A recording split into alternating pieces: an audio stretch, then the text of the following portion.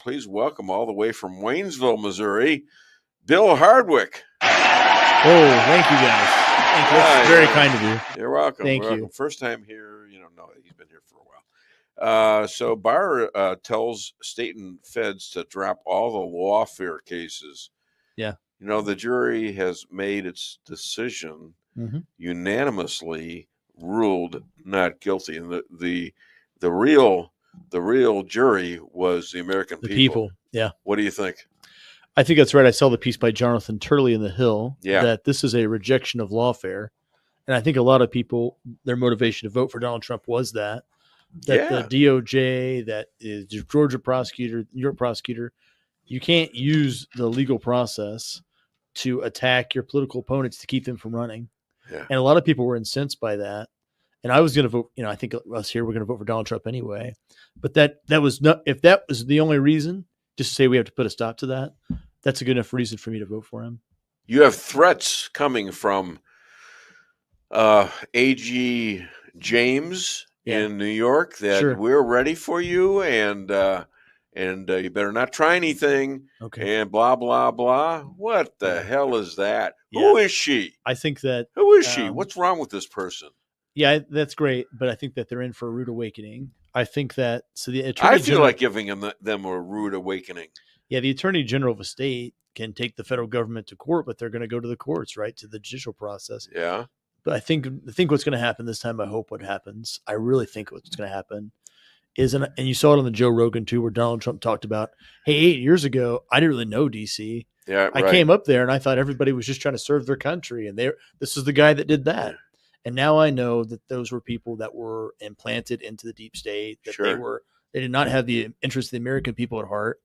And when he comes into town this time, I think he's going to clean house at the DOJ, at the three-letter agencies, and completely restructure. And he's got somebody for that, doesn't he? He's got Elon Musk. Elon Musk will be good at restructuring the government. I hope RFK Jr. has a big role. Yeah. Well, he's going to be doing health and stuff like that. Yeah, make America healthy again. I think. Or the tweet he already put out? No. Okay. So who? RFK Senior's already put out, or RFK Jr.'s already put out a tweet saying FDA's war on public health is about to end. This includes aggressive suppression of different things like peptides, stem cells, raw milk. Yeah, I saw that. Ivermectin, a whole bunch of stuff. Like he listed out in there, he said, and these, and anything else that advances human health and can't be patented by big pharma. If you work for the FDA and are part of this corrupt system, I have two messages for you. Keep your records. 1, preserve your records, and 2, pack your bags. Yeah, I think it's fantastic. That's great. He'd be good as Secretary of Health. He'd be good in the administration. He might be good as Attorney General, suing big pharma, and protect that's the position that his dad had in the 1960s. So I'm excited about that. I think that RFK will play a role in, it was a conspiracy theory maybe 20 years ago. Now it's not. He'll play a role in what I think is happening is everybody's getting sick. The pharmaceutical company's not trying to get you healthy, and it is crooked. So maybe somebody come in and go, hey, you're just the American people are all getting sick. It's not just the pharmaceutical companies. You've got the hospitals and the doctors in on it. Yeah. I mean, that's incredible. I'll never trust another doctor ever. Well, so it seems like people bow to money and to power, and there's a self-interest thing about, people just want money. And I was thinking a lot too about how that's what Eisenhower said in his farewell speech about the military-industrial complex. Right. There are people that have a financial interest that may be different than the interest of the American people. And we shouldn't let those people dictate our policy. Sure. And since Eisenhower left, that speech was given, at the end of his term, 1960. And since he left, we have all these other industries that are dictating policy, like the pharmaceutical industry, like the healthcare complex. And their interest may not be the interest of the American people, but they dominate the process because they're able to buy politicians. Yeah. And so I think part of the election of Trump is a repudiation of the system where the super big money is buying off politicians, and it's at the expense of the interests of the people. JP, find the Tucker thing about the hospitals. Yeah, and let's play that. Let me read this while we're talking. And this is Chris Adamo. It's not showing his name. Yeah, that's weird. Oh, it is? Yeah, everybody's Facebook user? What the hell is that? Everybody is that. Okay, today. Respectfully, we need to understand that leftists would use any means of dominating, and Tuesday's vote doesn't change that. Be ready. I agree with that 100%. So is he the Facebook user? There's a bunch of them. Yeah. Yeah, they're so all on the my same. screen, I can see the name on here for some reason. It's not letting me see it, but that's Chris. Okay. It's weird. So another thing. What do we got? Anything else? Oh, we have a few if we want to go through. All right. Well, we get several comments. Yeah. Well, let's play the. We'll go through a couple of comments with our guest here, and let's put on the Tucker Carlson thing. All righty. And the guy that's on this video with Tucker, who actually does most talking, is Patrick Bet-David, and he actually did a really good interview with Trump just a couple of weeks ago, and I think it actually may have helped his re-election and all that too. Go and share the screen. All right. There you go.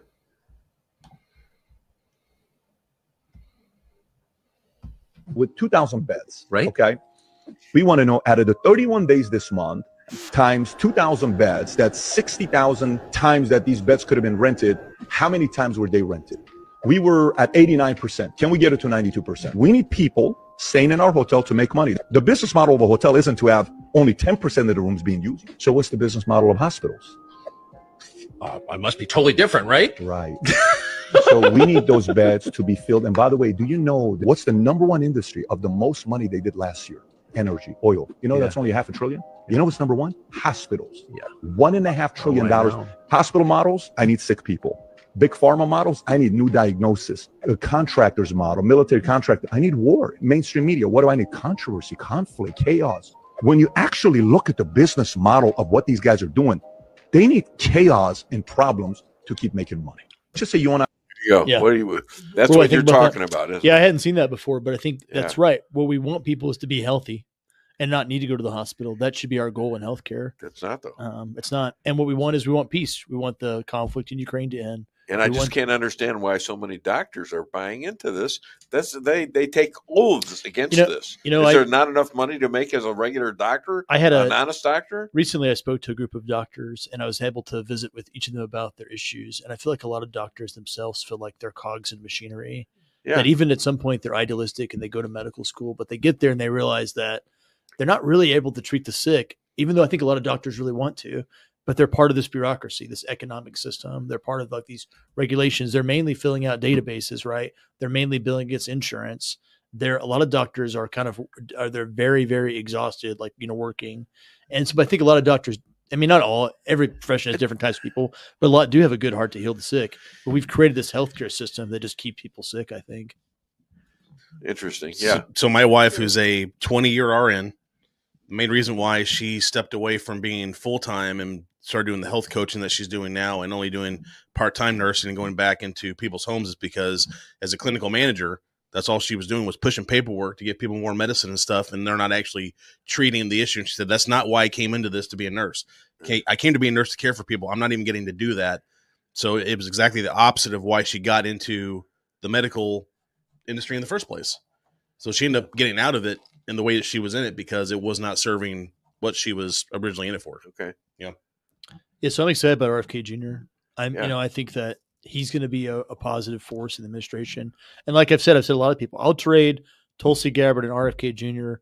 for Liz Cheney and Dick Cheney. You could have May Day of the Week. You can have Taylor Swift. We'll take people who. Now, wait a minute. I don't. No, you can. They can take them. You can take them, right? No. Like we'll take Tulsi Gabbard. I don't agree with everything that Elon Musk says. I don't agree with everything RFK Jr. says. Yeah. But I think they have a lot to offer for our country. Yeah. So what's your predictions for the administration? Who's getting what job? Yeah, I don't know. I think we know one. Susan, the chief of staff, Susan Wiles. Yeah, I never heard of her before. And I understand her father was Pat Summerall. I don't know her. Yeah, I've never met her. Yeah.